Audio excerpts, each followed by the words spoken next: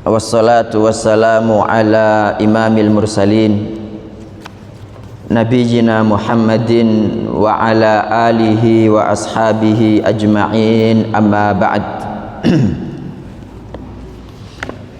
Subhanaka la ilma lana illa ma 'allamtana innaka antal alimul hakim. Allahumma anfa'na bima 'allamtana wa 'allimna ma yanfa'una warzuqna ilman yanfa'una. Allahumma la sahla illa ma ja'altahu sahla wa anta taj'alul hazna idza syi'ta sahla faj'al lana ya rabbana kulla syai'in sahlan muyassara. Allahumma inna na'udzu bika min ilmin la yanfa' wa min qalbin la yakhsha' wa min nafsin la tashba' wa min da'watin la yustajabu laha. Rabbi shrah li sadri wa yassir li amri wahlul 'uqdatam min lisani yafqahu qawli. Allahumma inna na'udzu bika min an nadilla aw nudalla aw nazilla aw nuzalla aw nadlima aw nudlama aw najhala aw yujhala alaina. Amin. Bapak-bapak, ibu-ibu dan saudara sekalian, jamaah salat subuh Masjid Gunung Sari Indah yang mudah-mudahan semuanya senantiasa mendapat barokah dari Allah. Alhamdulillah Bapak Ibu, pagi hari ini kita semua dimudahkan Allah Ta'ala berkumpul bersama di masjid ini. Kita mengerjakan sholat subuh berjamaah, Masya Allah, yang kemudian kita lanjutkan dengan duduk bersama tolabul ilmi sampai syuruk nanti. Kemudian kita sholat 2 rakaat. Mudah-mudahan yang kita lakukan bersama ini dicatat Allah Ta'ala sebagai amal soleh yang kelak memberatkan timbangan kita semua nanti, Bapak Ibu. Dan sekali lagi saya senantiasa mengingatkan dan terus mengingatkan agar Allah Subhanahu wa Ta'ala memberikan kepada kita semua pahala. Maka kita niatkan Bapak Ibu di sini, di samping kita tolabul ilmi, kita niatkan juga iktikaf. Kita niatkan juga berkumpul dengan orang-orang soleh. Kita niatkan juga bersilaturahim. Kita niatkan juga menghabiskan umur kita dalam ketaatan kepada Allah Ta'ala. Ini sudah 4 ini kita niatkan selain tolabul ilmi. Kemudian yang kelima, Bapak Ibu, juga bisa kita niatkan memasukkan rasa bahagia ke dalam hati seorang muslim. Ya, karena kalau panjenengan tidak hadir misalnya, tentu takmir kan sedih, kok gono sing teko gitu kan. Dan saya juga paling kalau nggak ada yang datang aku tak balik mulai kan begitu gitu Ustaz Hidayat gitu. Ya, jadi ini kita niatkan memasukkan rasa bahagia dalam hati seorang muslim, Bapak Ibu. Dan nanti kalau ada niatan-niatan yang lain, monggo, mungkin golek besan atau apa, bisa ndak? Nggih. Dan saya katakan lagi, panjenengan itu kalau cari besan ndak usah yang jauh-jauh, Pak. Ndak usah yang jauh-jauh. Jelas yang ketok moto gitu loh. Yang setiap hari kita tahu sholatnya di mana, agamanya ya apa, seneng belajar ilmu syar'i apa enggak, kan begitu kan? Nabi SAW itu ketika beliau mencari besan, mencari mertua, misalkan ketika menikah, siapa yang dinikahi? Aisyah. Aisyah anaknya siapa? Abu Bakar akrab. Menikah lagi dengan siapa? Hafsah. Tahu Pak, anaknya Umar ya kan? Dan ketika beliau cari mantu, mantunya siapa? Enggak jauh-jauh, yang tahu ketok moto, Ali bin Abi Thalib. Itu siapa nama istrinya itu? Dalam Fatona. Nggih, terus mencari mantu lagi namanya siapa? Uthman. Nggih. Sampai Utsman itu dikasih 2 putrinya sama Rasul sallallahu alaihi wasallam, sehingga dia dijuluki siapa? Sinten? Dzulhimam. Dalam halo Dzunnurain. Nggih. Bapak Ibu sekalian yang diberkati Allah taala, kita sebagai seorang muslim itu harus tahu apa sih arti Islam itu kan. Jadi ketika kita mengatakan muslim, yang namanya muslim itu berarti pasrah, terima, ridho kepada qala Allahu qala Rasul, nggih. Dan pada setiap kajian kita itu tidak mengkaji kecuali qala Allah qala Rasul. Makanya ketika kita datang ke kajian, kita itu harus sudah siap untuk menerima apa yang disampaikan Rasulullah sallallahu alaihi wasallam, juga sebelum itu apa yang disampaikan oleh Allah Subhanahu wa taala dalam Al-Qur'an.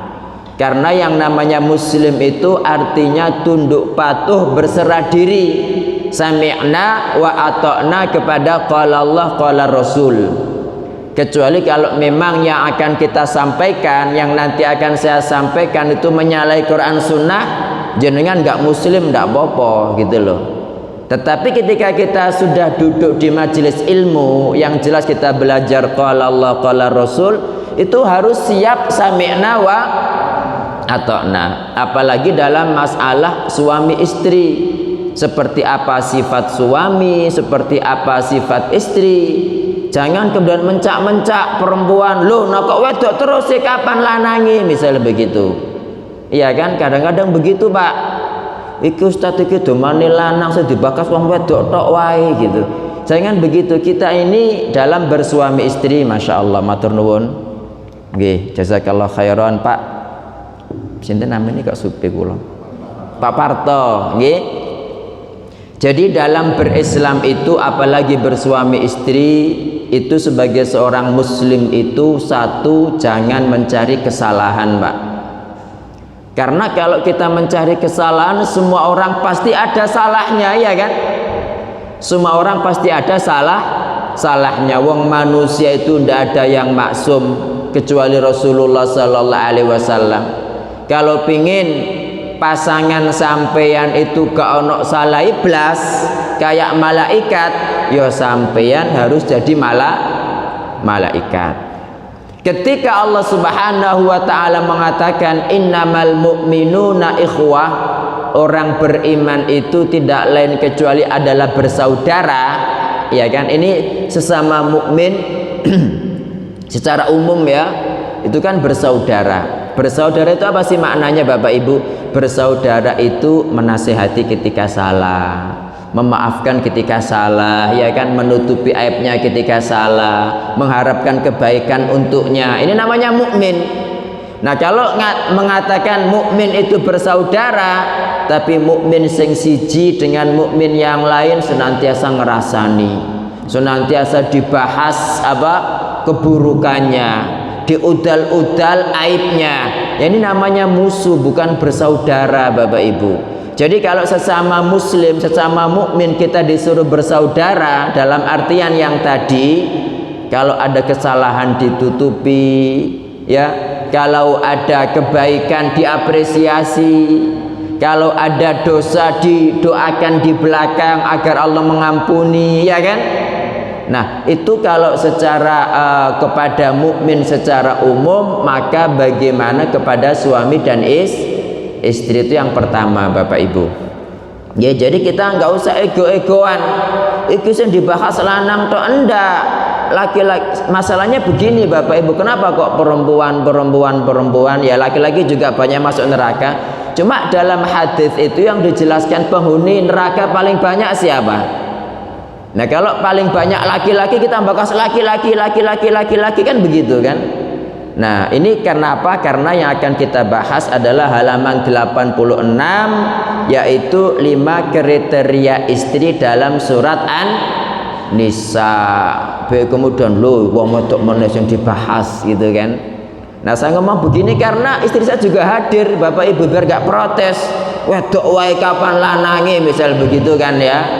Nah, sekarang yang paling banyak menjadi penghuni neraka siapa? Laki-laki nggih. Nah, kalau begitu kita bahas laki-laki dulu. Nggih, yang menjadi penghuni neraka paling banyak sinten Bapak Ibu? Sinten? Laki-laki. Laki-laki no perempuan? Perempuan apa laki-laki Bapak Ibu? Perempuan.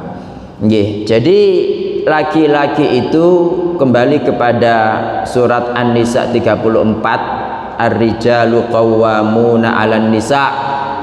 Laki-laki adalah pemimpin para wanita. Itu surat An-Nisa 34, nggih. Nanti di sini Allah Ta'ala menyebutkan salah satu bukan semua dari kriteria laki-laki soleh, juga kriteria wanita yang solehah itu ya apa?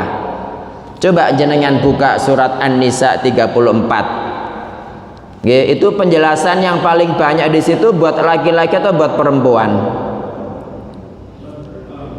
Dalam? Gitu. Nanti jenengan dikira pilih kasih. Sudah ketemu ayatnya? Allah berfirman, a'udzubillahi minasyaitonirrajim, bismillahirrahmanirrahim. Ar-rijalu qawwamuna 'alan nisa'i bima faddalallahu ba'dahum 'ala ba'd. Ar-rijal, laki-laki, qawwamuna, pemimpin, 'alan nisa, atas wanita. Ini maknanya apa? Kita harus tahu siapa imam, siapa makmum. Jadi laki-laki itu ndak boleh ngikuti perempuan. Jangan mau diremot, Pak, jenengan pemimpinnya. Jadi ketika ini saya kira sudah saya bahas nih, siapa imam siapa makmum kan. Sudah sambun. Halo.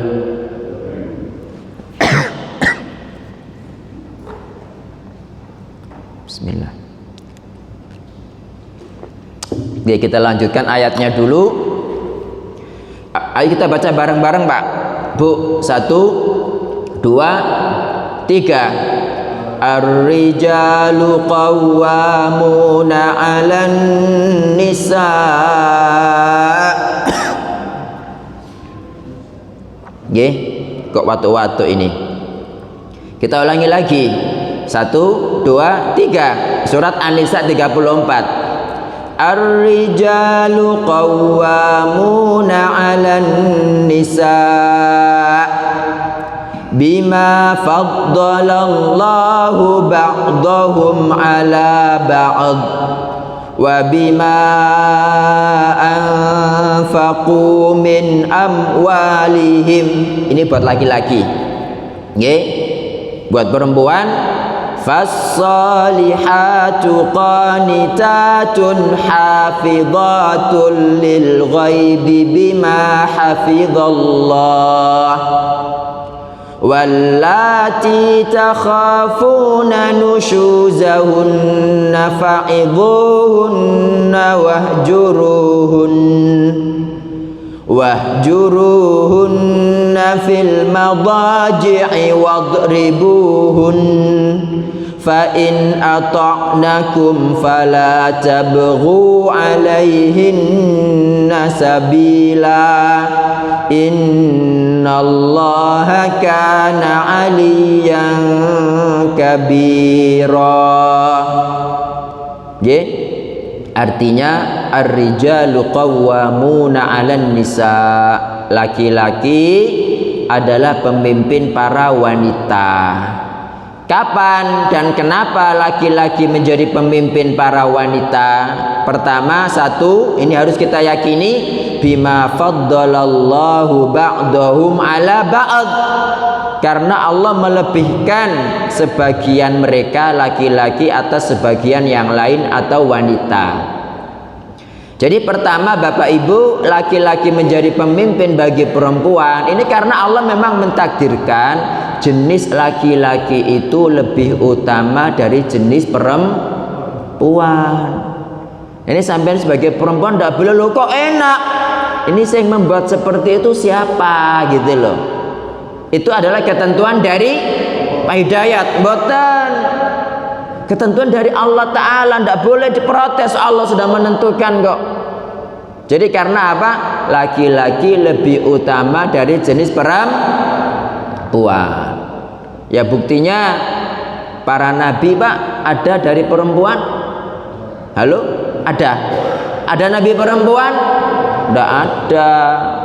Bahkan para pemimpin pun itu, pemimpin tertinggi tidak boleh perempuan Pak, harus laki-laki. Loh nah sekarang itu di Jawa Timur kok pemimpinnya perempuan. Nah itu kan nggak sesuai dengan kriteria Quran hadis Bapak Ibu.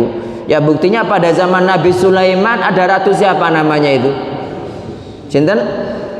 Balkis. Ketika Nabi Sulaiman tahu ada ratu Balkis lewat berita dari siapa? Burung siapa? Burung cipret dalam burung hudhud ya. Itu diapakan? Yang intinya yang jadi raja kemudian siapa? Nabi Sulaiman kan? Dan ketika Nabi Muhammad SAW dikabari bahwa pemimpin Romawi itu adalah perempuan, apa komentar beliau? Beliau mengatakan lan yaflaha qaumun walau amrohum imro'atan. Tidak akan beruntung kaum yang memberikan apa? Memasrahkan urusan mereka kepada perempuan. Ini satu Pak. Yang kedua, dalam masalah persaksian, kayak persaksian perzinaan misalkan, ada saksi perempuan di sana tidak diterima dalam Islam, harus 4 orang laki-laki Pak, bukan perempuan. Kemudian dalam persaksian yang lain ya, dalam jual beli misalnya, dalam utang piutang, itu kan ada ayatnya itu yang paling panjang dalam Al-Baqarah itu 1 halaman lebih itu kan, bukan 1 halaman lebih, 1 halaman full itu ayat tentang utang piutang Pak. Itu kan disuruh memberikan persaksian kan, disuruh mendatangkan saksi, yaitu 2 laki-laki. Kalau tidak ada 2 laki-laki maka 1 laki-laki 2 perempuan. Nah itu karena apa? Karena Allah Subhanahu wa taala melebihkan jenis laki-laki atas jenis perempuan. Ini yang perempuan itu harus sami'na wa ata'na. Kalau panjenengan nggak terima, nggak protes, berarti bukan muslim. Loh kok bukan muslim, aku sholat? Ya muslim itu bukan sholat tok Pak, tapi harus sami'na wa ata'na kepada semua ketentuan Allah Subhanahu wa ta'ala. Nah yang namanya ketentuan Allah Ta'ala itu namanya takdir. Takdir itu ada takdir syar'i berupa apapun yang disyariatkan Allah Ta'ala, ada takdir kauni. Takdir kauni itu termasuk yang bukan syariat tetapi kita itu harus ya terima. Ketika ada orang mati, ketika ada musibah ya kan, itu takdir kauni Bapak Ibu. Ini harus beriman. Makanya rukun iman, panjenengan tahu rukun iman? Misalkan ada orang beriman kepada Allah, kepada malaikat, kepada kitab-kitab, kepada para rasul, kepada hari kiamat, tapi menolak beriman kepada takdir, mukmin boten beriman.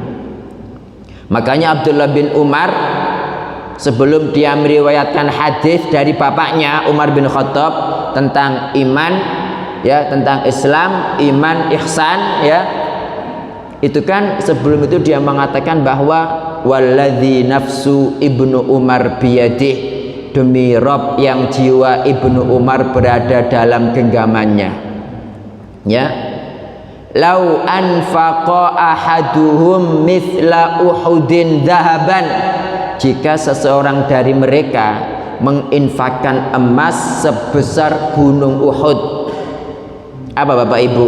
Ma qabilallahu minhu, Allah tidak bakal menerima darinya infak emas sebesar gunung Uhud itu, hatta yu'mina bil qadar, sampai dia beriman kepada takdir. Nah makna beriman kepada takdir itu ridho Pak, kepada takdir Allah Ta'ala. Takdir Allah Ta'ala itu apa? Takdir Allah Ta'ala itu adalah mencakup apa? Ada 4 tingkatan kan takdir itu, Bapak Ibu masih ingat? Jadi pertama, yang namanya takdir itu adalah ilmu tulisan, ilmu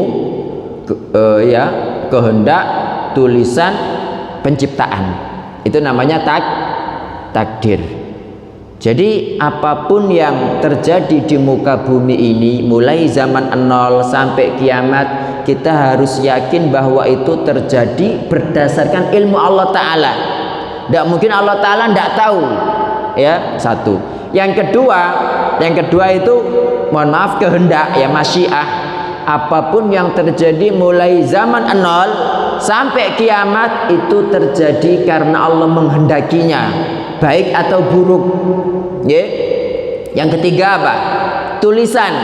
Jadi apapun yang terjadi mulai zaman 0 sampai kiamat, baik atau buruk, itu terjadi karena Allah mencatatnya, Pak, di Lauh Mahfuz. Kemudian yang keempat, apa yang keempat? Penciptaan.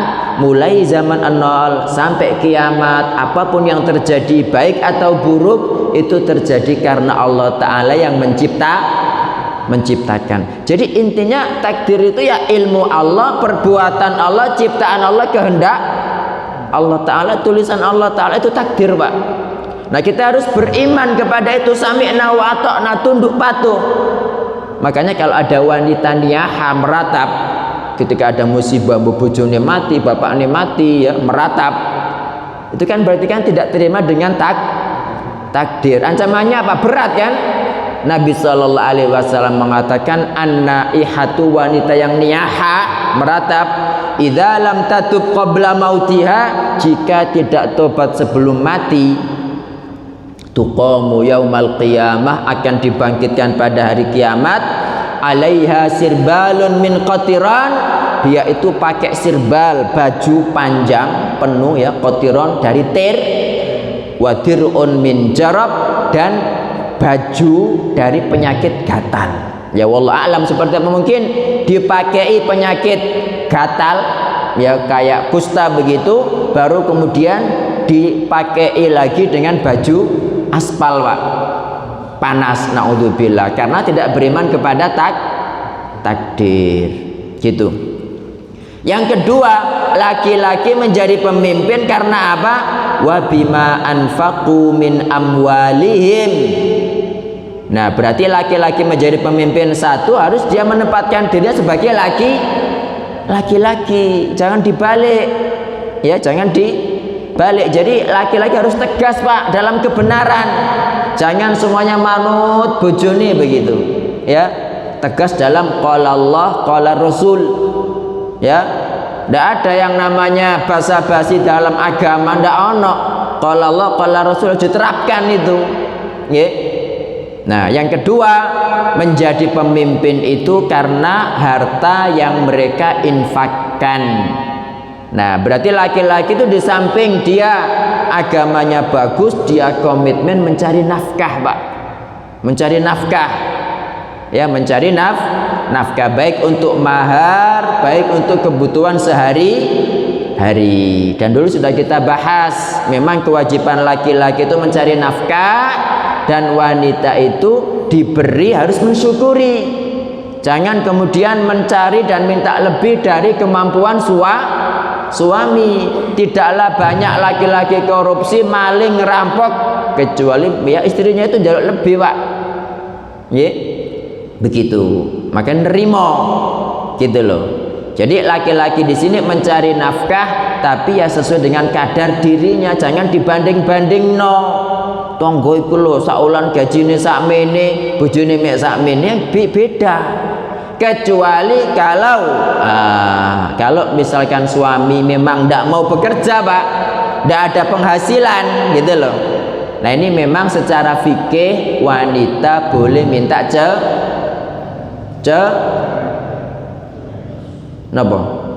cerai, boleh secara fikih, kalau memang laki-laki nggak bisa menafkahi, karena memang laki-laki menjadi pemimpin ketika bisa menafkahi, gitu, Pak. Ini buat laki-laki, ya.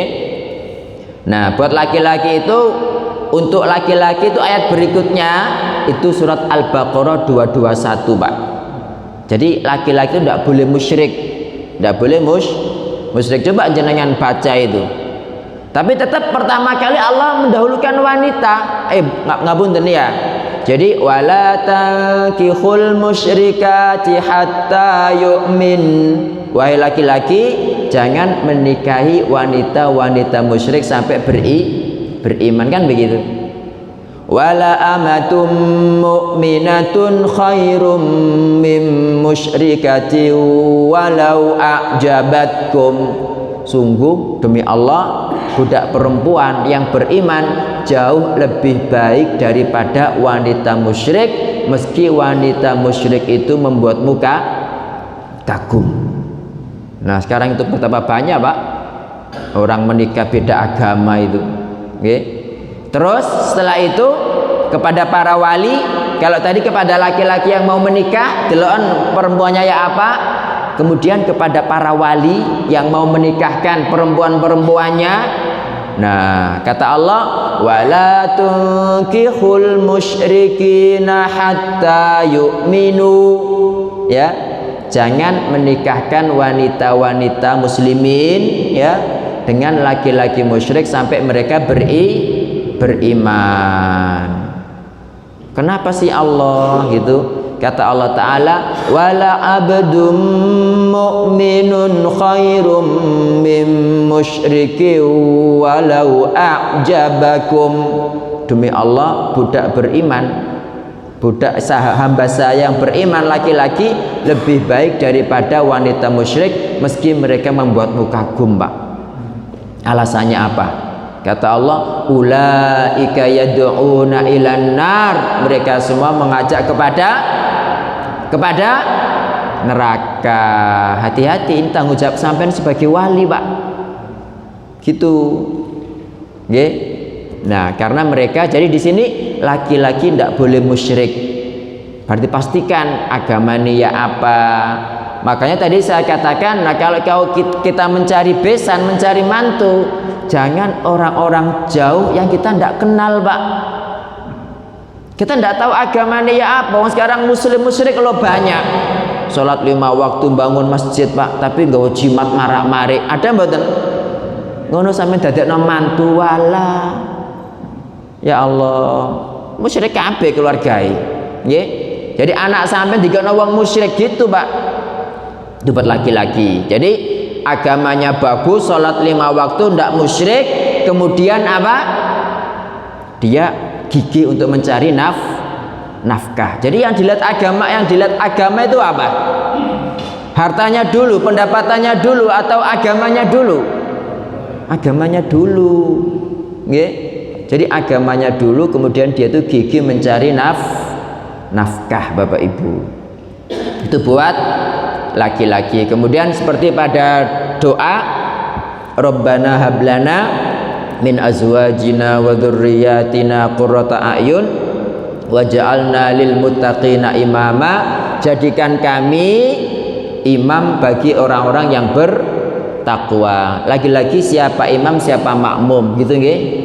Siapa imam, siapa makmum.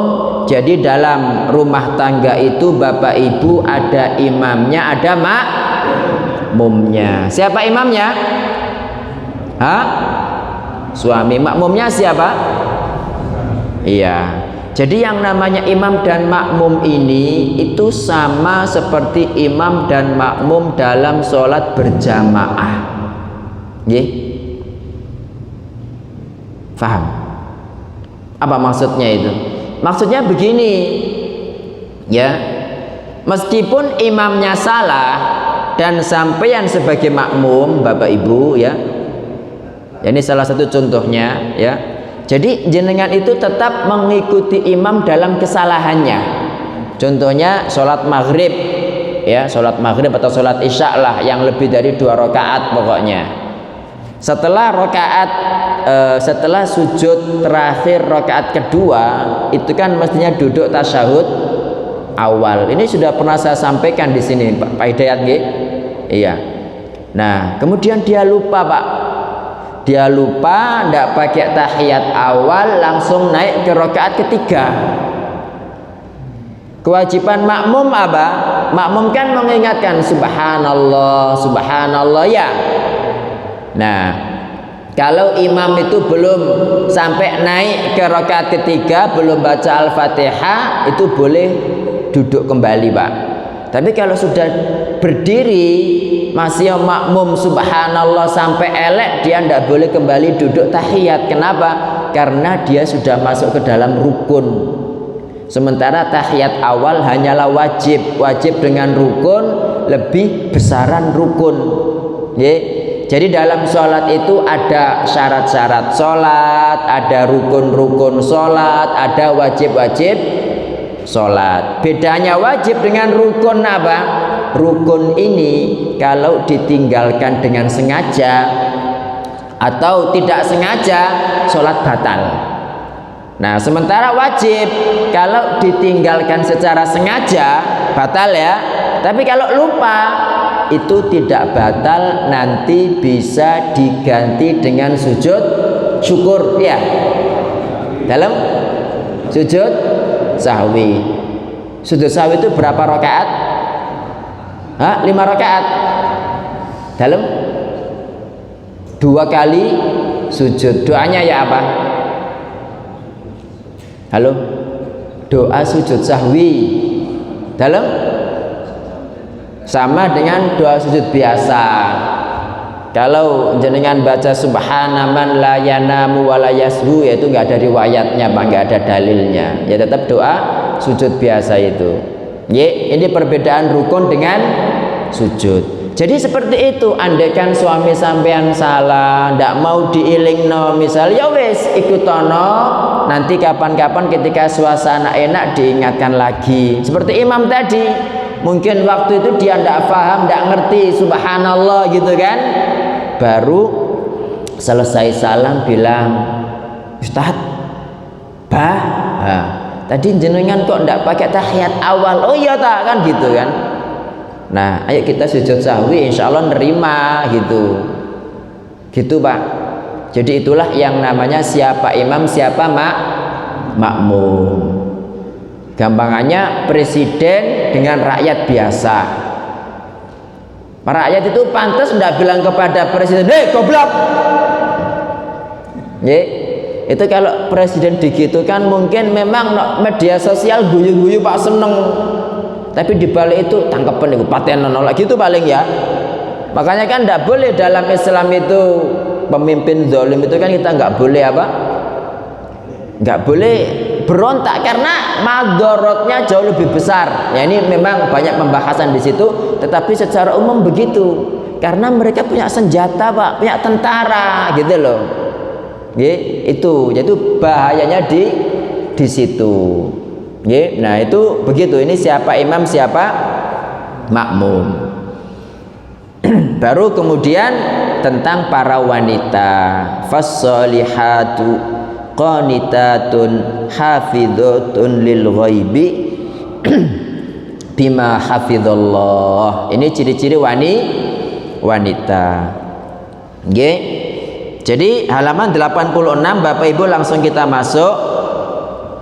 Istri seperti apa yang layak mendampingi hidup suami, di mana kelak mereka akan menjadi rahim peradaban.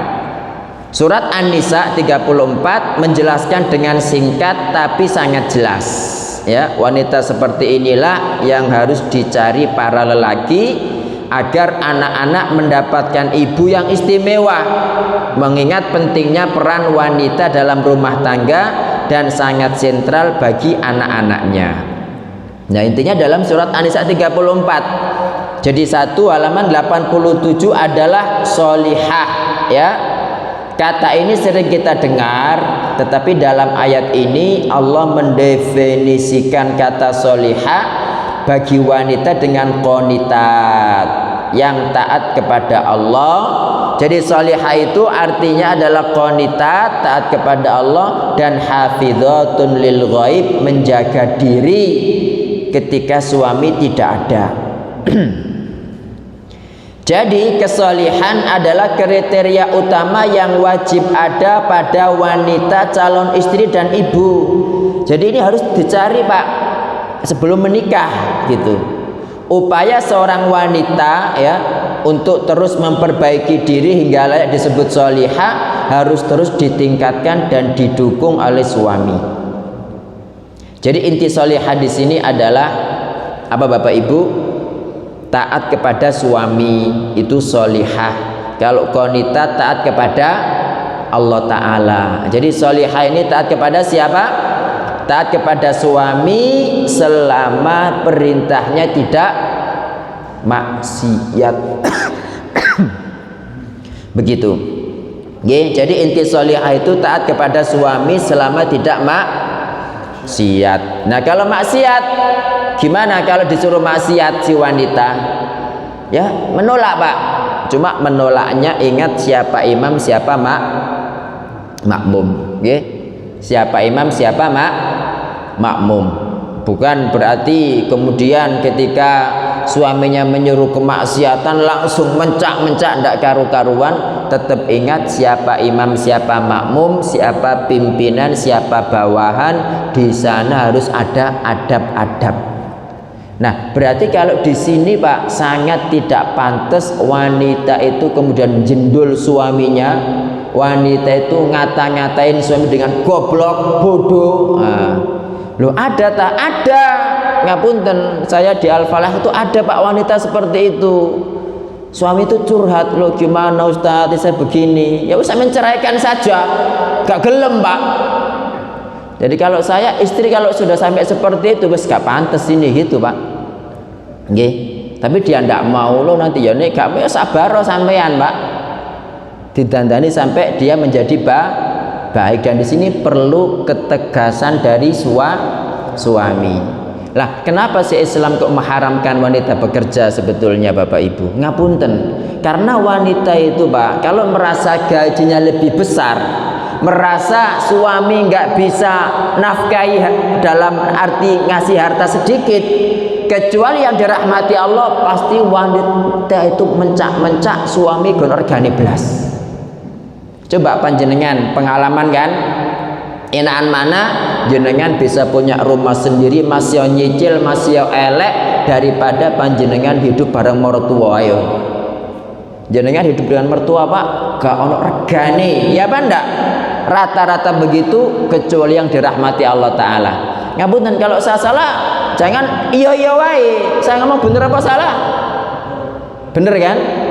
Jadi itu karena itu Pak makanya Islam itu paling ngerti, Allah tuh ngerti wataknya wanita ya apa secara umum kecuali yang dirahmati Allah Subhanahu wa ta'ala. Kenapa rata-rata wanita menjadi penghuni neraka? Karena nggak bisa bersyukur Pak secara umum.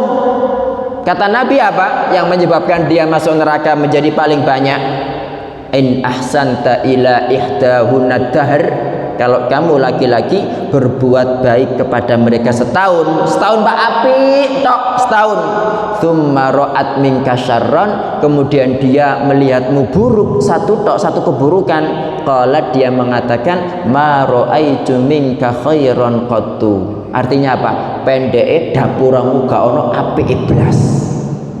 Itu meskipun ahli sholat, ahli sedekah, ahli puasa habis Pak. Nggih. Nah, makanya dusulu sampean. Dulu di sini Pak ada hadisnya.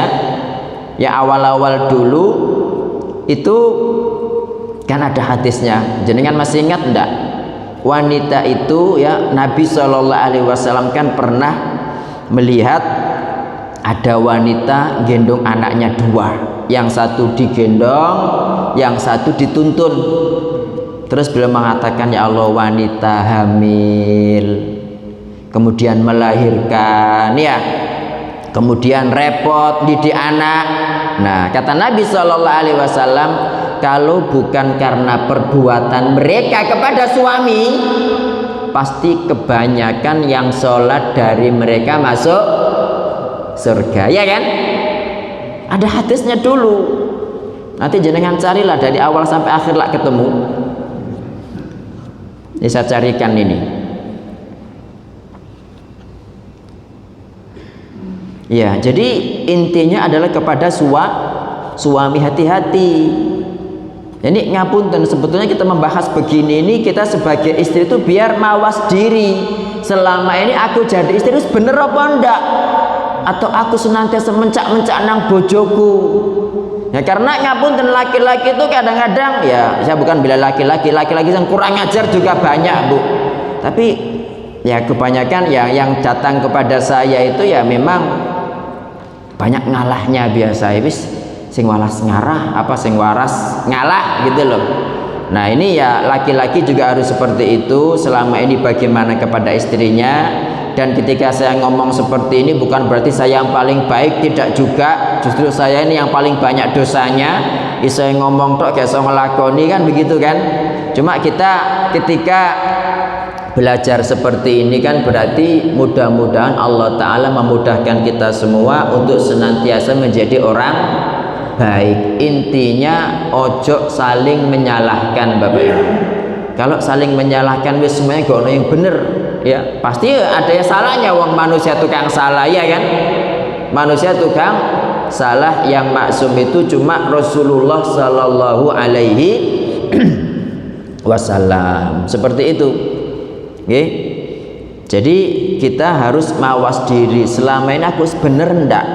Selama ini perlakuanku kepada istriku wis bener ndak? Selama ini istriku wis tak jak ngaji ndak? Selama ini istriku sudah tak kandani ndak? Dan sebagai istri selama ini perbuatanku kepada suami bagus ndak? Gitu Pak. Jadi intinya sesuai surat An-Nisa 34 ini, siapa imam siapa makmum. Ya gampangannya panjenengan berada di suatu instansi, di sana ada direktur, ada manajer, ada cleaning service, ada bawahan. Itu sikapnya ya apa? Gitu loh. Sikapnya ya apa? Kemudian qonitat ya, qonitat halaman 87. Intinya wanita qonitat itu seorang wanita yang taat kepada Allah dan suaminya dengan hati yang ikhlas. Ada orang taat tapi kepeksa. Ada orang Pak menyajikan makan minum kepada suaminya tapi merengut. Nah, memang dia melayani tapi kan tidak ikhlas. Sementara yang diberi pahala itu yang merengut apa yang ikhlas? Jenengan ngelakuin tapi gerundel, kan tidak enak kan? Wis pegel, golek ganjaran, ngamuk tok ya kan? Nah, jadi ini seorang wanita yang taat kepada Allah dan suaminya dengan hati yang ikhlas. Dari tadi kok wanita aja. Memang yang disuruh melayani suami itu siapa? Suami kepada istri atau istri kepada suami? Nah, istri kepada suami. Siapa imam, siapa makmum. Jangan dibalik. Di sini qonitat itu wanita yang di blok hitam itu loh. Seorang wanita yang taat kepada Allah dan suaminya dengan hati yang ikhlas. Ini saya bacakan Pak. Istri yang baik adalah yang memulai semuanya dengan ketaatannya kepada Allah, melaksanakan dengan sebaik mungkin kewajibannya terhadap Sang Pencipta. Dia adalah wanita yang paham akan hak-hak Allah dan melaksanakannya dengan sebaik mungkin. Dia adalah wanita yang teguh imannya, baik ibadahnya, mulia akhlaknya, dan indah muamalahnya. Jika telah melaksanakan dengan baik hal tersebut, sudah otomatis akan memahami hak-hak sang suami. Berarti maknanya kalau dia dikatakan taat kepada Allah tapi tidak ngerti hak suami, berarti tidak taat Pak. Ini berarti tidak taat. Kemudian yang ketiga, hafizatun lil ghaib. Hafizatun lil ghaib itu menjaga suaminya ya. As-Sudi mengatakan menjaga suaminya dalam dirinya saat sedang tidak ada, juga menjaga hartanya. Jadi ketika suami nggak ada, dia menjaga diri Pak. Nggak sembarangan ngomong dengan laki-laki bukan mahram, nggak sembarangan memasukkan siapa laki-laki ke dalam rumah kecuali izin dari suami gitu. Kemudian menjaga hartanya, harta suami dijaga, tidak dihabis-habiskan gitu. Al-Biqai mengatakan menjaga hak-hak suami berupa jiwa, rumah, dan harta pada saat suami tidak sedang bersama istri. Berarti istri istimewa cirinya adalah menjaga hak-hak suaminya, terutama saat sang suami sedang tidak ada. Hak-hak suami yang harus dijaga adalah haknya terhadap diri, jiwa sang istri, dan seluruh harta benda suami. Bukannya ketika suami tidak ada langsung keluar macak sak cantik-cantikin, enggak. Justru macak itu kepada suami di rumah, Pak. Nggih. Nah, dan tentu Bapak Ibu masih ingat Nabi SAW ditanya siapa sebaik-baik wanita, beliau mengatakan idza nadarta ilaiha sarratka, jika kamu suami memandang kepadanya dia membuatmu bahagia. Bahagia dengan penampilannya, bahagia dengan senyumannya, bahagia dengan keikhlasannya. Nah, coba kalau jenengan masuk rumah nah suami cemberut, merengut, apa gak sumpah kabeh. Nggih. Jadi jadilah wanita itu ketika dipandang suami, suami bahagia. Itu sebaik-baik wanita, Pak. Dan ngapunten, bahagianya suami, biasanya suami itu kalau bahagia langsung ngajak jima, Pak. Ya enggak tahu sih jenengan laki-laki gitu apa enggak tahu. Tapi intinya ke sana, kembali kepada kisah siapa? Ummu Sulaim. Masih ingat? Lah gak ingat meneh. Bolak-balik. Kisah Ummu Sulaim yang anaknya mati itu loh. Suaminya bernama Abu Tolha. Ingat nggih? Wis anggap ingat. Nek gak ingat nak sampai jam 7 lan. Yang kedua, wa idza amartaha ata'atka. Ketika diperintah mentaati, Pak. Selama ndak maksiat wis pokoknya ditaati, dituruti, ikhlas dia mengerjakannya. Nah, wa idza ghibta anha, ketika kamu ndak ada, hafidzatka fi nafsiha, dia menjaga dirinya, wa maliha, dan menjaga harta suami. Baru kemudian Rasulullah membaca ar-rijalu qawwamuna 'alan nisa bima faddalallahu ba'dahum 'ala ba'd wa bima anfaqu min amwalihim fas-salihatu qanitatun hafizatun lil ghaibi bima hafizallah. Nggih, sampun suruk ta niki? Oh nggih, berarti enggak ada pertanyaan nggih. Insyaallah 17. Terakhir halaman 89 Bapak Ibu. Jadi kriteria wanita solihah itu ada 5 ya, halaman 89. Taat kepada Allah Ta'ala, dan taat kepada Allah Ta'ala pasti taat kepada suami selama tidak maksiat, mengetahui hak-hak suami itu apa. Yang ketiga, ikhlas dalam ketaatannya. Kalau jenengan taat kepada Allah tidak ikhlas, zakat, sedekah tidak ikhlas, melayani suami tapi tidak ikhlas, ya percuma juga. Yang keempat, menjaga dirinya dan cintanya saat suami tidak ada. Jadi dirinya, cintanya hanya kepada suami. Dan ini jangan disamakan, jangan dibalik. Kalau dibalik beda. Sebaik-baik laki-laki siapa Bapak Ibu? Halo? Sebaik-baik laki-laki siapa? Hah? Sinten Pak Hidayat? Kok nggak berani ngomong sih? Sinten? Nabi Muhammad loh sallallahu alaihi wasallam. Ngapunten, ini kaitannya apa? Kalau wanita cintanya hanya kepada suami. Tapi kalau suami cinta kepada 4 wanita, jangan dikatakan lo nggak setia, lo selingkuh. Berarti Nabi Muhammad tukang selingkuh lah. Kalau jenengan mengatakan, ini saya ngomong apa adanya ini syariat apa enggak? Kalau saya salah jenengan benarkan, Pak. Kalau jenengan mengatakan laki-laki istrinya 2 berarti tidak setia, berarti lah sampean mengatakan Nabi Muhammad tidak setia. Ya apa enggak? Halo? Kalau orang nikah lagi dikatakan selingkuh, selingkuh itu zina, Pak. Ya.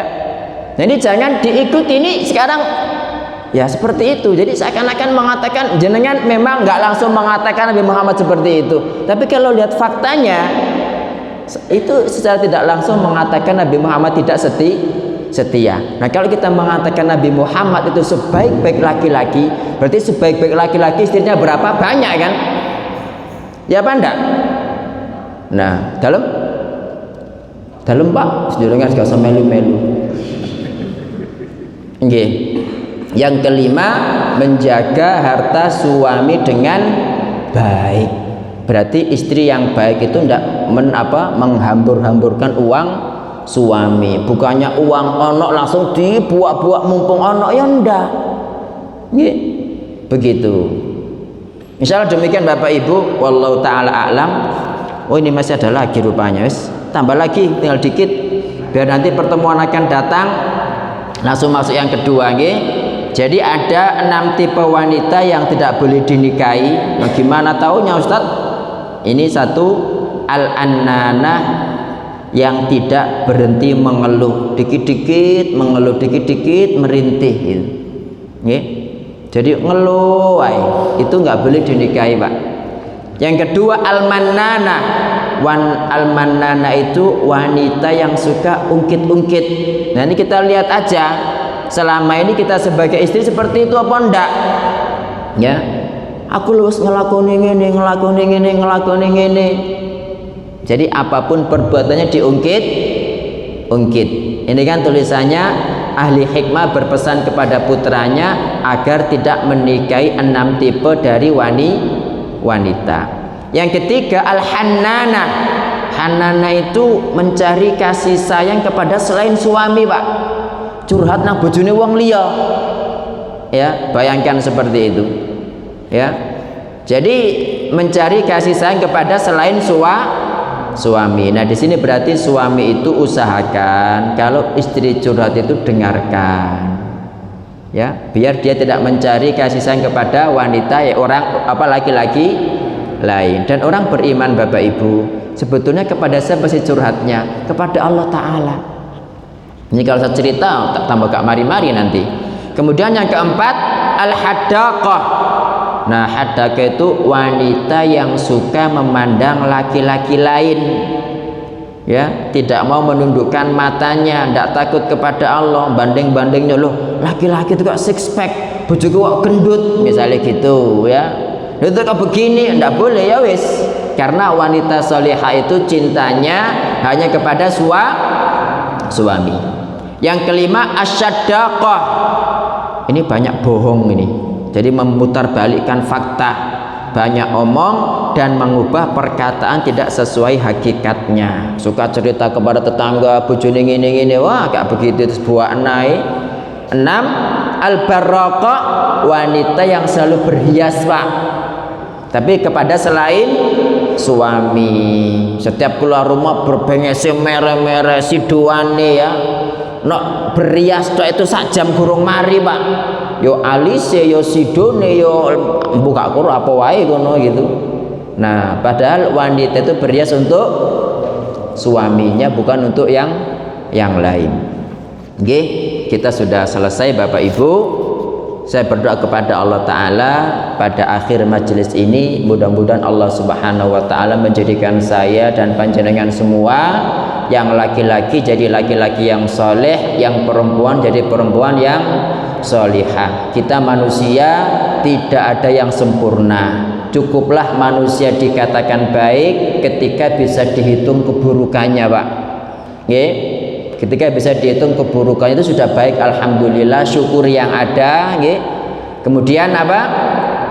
Ya, tadilah yang sudah kita pelajari itu, mudah-mudahan Allah Subhanahu wa Ta'ala menjadikan kita semua sekeluarga nanti berkumpul bersama dalam surga Firdaus yang paling tinggi, tanpa azab, tanpa hisab. Wallahu ta'ala a'lam. Ini saja majelis kita pagi hari ini. Jika ada yang benar itu semata-mata dari Allah Ta'ala, jika ada yang salah dari saya sendiri, saya beristighfar kepada Allah Ta'ala dan mohon dimaafkan. Qulil haqqa walau kana murran, ucapkan yang baik, ucapkan yang benar meskipun itu pahit, ya.